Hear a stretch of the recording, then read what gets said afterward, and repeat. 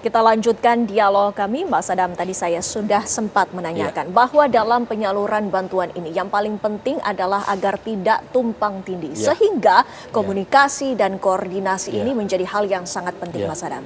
Ya, dari awal sebetulnya ini penanganannya adalah operasi tanggap darurat terpadu. Artinya ada peran pusat dan juga daerah di sana. Komandannya tetap di daerah adalah gubernur karena berdasarkan SK gubernur ya, dan hari ini juga sudah diperpanjang SK gubernurnya untuk tanggap darurat kebencanaan ini. Dan yang kedua BNPB juga sebagai untuk pengendali nasional, artinya memang di BNPB memberikan data dan informasi yang memang untuk kemudian digunakan eksekutornya dari TNI Polri, kemudian bagaimana bantuan terkait misalkan rehabilitasi soal trauma healing juga ada dari TNI, dari Kementerian Kebudayaan, Pendidikan dan sebagainya. Kemudian terkait dengan rekonstruksi juga ada Kemenko IPK misalkan, di bawahnya ada Kementerian PU. Ini kemudian dan juga terkait dengan rekonstruksi, Pak Presiden juga sudah membentuk namanya Satgas Perbaikan Jembatan yang diketuai oleh Pak Kasat, Pak Jenderal Maluri Simanjuntak. Nah, di sini didukung dengan Kementerian PU.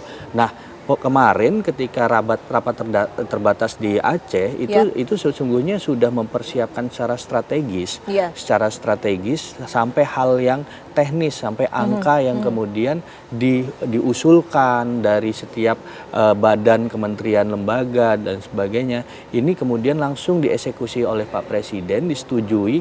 Ketika misalkan persoalannya rumah, langsung Pak Presiden, oke, segini angkanya 60 juta. Ketika persoalannya daerah, keterbatasan, oke, angkanya 4 miliar. Kemudian ketika persoalannya petani kekurangan mata pencarian, KUR dihapus. Nah, kemudian bagaimana sawah, nanti Kementerian Pertanian ada cetak sawah. Kemudian ketika berbicara soal pakaian yang terbatas, obat-obatan yang terbatas, Pak Presiden concern harus menjadi prioritas. Tenaga kesehatan misalkan kemudian dapat dukungan dari perguruan tinggi, dari kampus, dari TNI yang koas misalkan. Artinya memang concern dari Pak Presiden secara strategis dan taktis ini menunjukkan bahwa ada koordinasi lapangan secara terpadu. Nah, inilah bagaimana gaya kepemimpinan Pak Presiden yang memang gaya kepemimpinannya kolaboratif action. Jadi kolaboratif action ini bukan hanya melihat dari pemerintahannya, tapi juga pemerintahan daerah, dan juga ketika ada keterbukaan publik, artinya ketika ada masyarakat ataupun ada influencer dan sebagainya mau support silahkan. Bahkan TNI Polri pun membantu ketika untuk pengiriman logistik. Artinya Presiden memandang bahwa selain collaborative action ada juga open government di sana. Nah, inilah dua hal yang kemudian pemerintahan di bawah kepemimpinan Pak Presiden itu menjalankan operasi tanggap darurat terpadunya dengan maksimal. Ya, gitu. Dengan maksimal ini.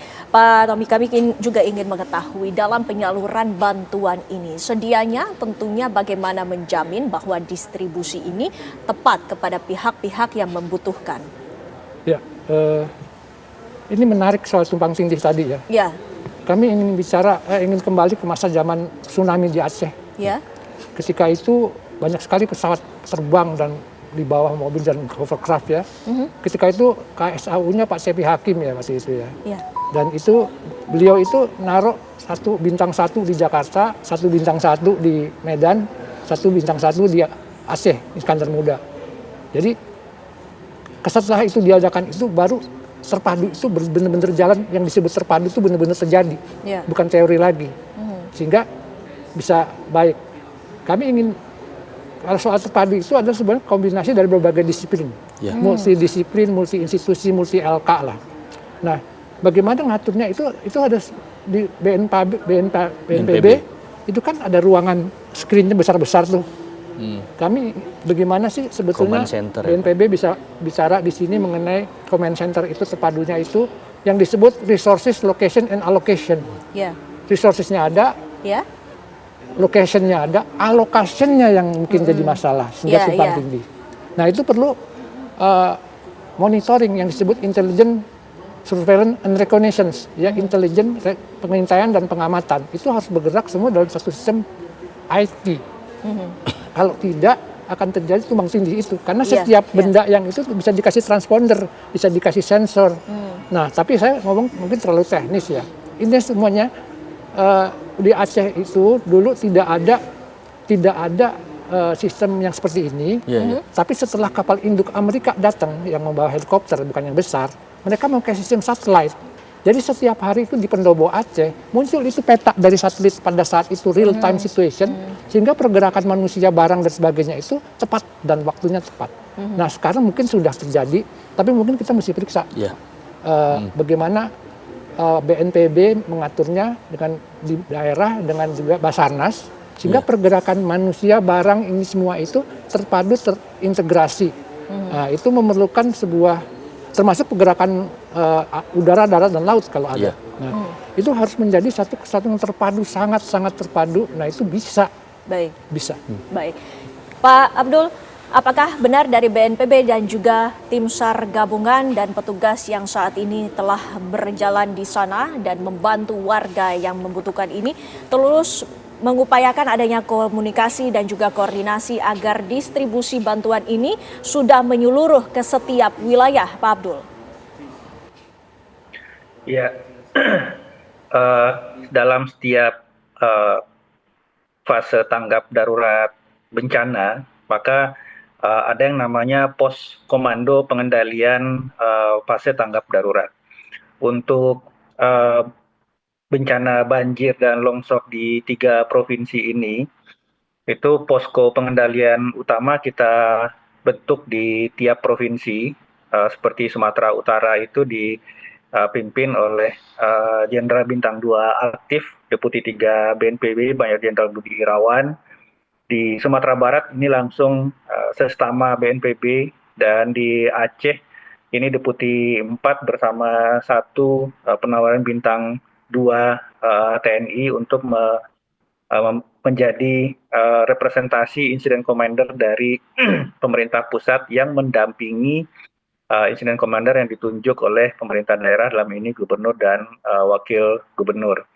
Nah, dalam operasional posko ini kita briefing itu 2 kali sehari. Ini secara teknis saya sampaikan bahwa briefing pagi itu dihadiri oleh semua stakeholder, baik itu OPD di daerah, Kementerian KL yang terlibat di operasional tanggap darurat di 3 provinsi. Ini kita berbicara RENOPS harian. Nah, kemudian di sore hari kita rekapitulasi data yang saya sampaikan pada preskon setiap sore pukul 5. Dan kemudian jam 8 malam kita rapat evaluasi pelaksanaan RENOPS harian tersebut. Jadi ini sangat-sangat terpadu, dan ini kita kumpulkan dalam satu laporan harian yang oleh Kepala BNPB kemudian disampaikan kepada Presiden. Jadi Presiden setiap hari, setiap malam itu mendapat update informasi dari 3 provinsi yang merupakan evaluasi dan rekapitulasi dari progres yang dilakukan oleh setiap stakeholder, baik itu yang dilakukan oleh kementerian lembaga yang terlibat dari pemerintah pusat, TNI, Polri, distribusi logistik dan seterusnya, kemudian oleh pemerintah daerah, dan juga relawan. Relawan ini sudah lebih dari 200 organisasi masyarakat yang bergabung dengan lebih dari 11.000 personil di 3 provinsi, juga satu kekuatan yang sangat-sangat membantu. Ini semuanya terlaporkan kepada Presiden, sehingga setiap hari Bapak Presiden itu mendapatkan update informasi tentang apa yang dilakukan pada hari berjalan, Mbak Windy. Di lapangan faktanya sudah berkomunikasi dan juga sudah berkoordinasi, namun Presiden lagi-lagi kita menelaah lagi bagaimana pernyataannya, sikap keras. Apa yang menjadi sanksi ataupun tindakan keras apa yang akan dilakukan oleh pemerintah jika terbukti ada pihak-pihak yang melakukan penyelewengan? Ya, tadi yang saya sampaikan ketika Pak Presiden sudah menegaskan di rapat terbatas di Aceh kemarin, ini nggak bisa main-main, nggak bisa main-main. Kenapa? Karena apa? Karena menurut aturan undang-undang tadi, Undang-Undang Tipikor, Undang-Undang Nomor 19 tahun 2019, kalau ada yang main-main ataupun korupsi, penyelewengan di momentum tertentu ini artinya ketika ada kebencanaan dan ini posisinya adalah kedaruratan penanganan secara nasional, ini akan menjadi sanksi yang berat. Sanksi yang berat itu sampai hukuman mati, Mbak. Artinya ini nggak bisa main-main. Bahkan ketika ada petugas negara ataupun petugas pemerintahan yang main-main pun, ini sanksi administrasinya bisa dicopot. Artinya apa? Artinya presiden tidak main-main. Karena apa? Karena ketika ada yang main-main dengan distribusi pendanaan terkait dengan bencana, maka ini adalah bagian dari pengkhianatan terhadap rakyat dan juga negara, dan itu adalah pidana. Baik, terima kasih Mas Anam, terima kasih Pak Tommy, Pak Abdul juga terima kasih waktunya bersama kami dan sudah berbincang-bincang di Apa Kabar Indonesia Malam. Sehat selalu Bapak-bapak. Dan pemirsa, kami masih akan kembali selepas jeda. Lebih dari 80% infrastruktur di Aceh hancur dan ratusan desa masih terisolasi akibat gelodo atau banjir bandang dan tanah longsor. Kami akan hadirkan selengkapnya sesaat lagi. Tetaplah di Apa Kabar Indonesia Malam.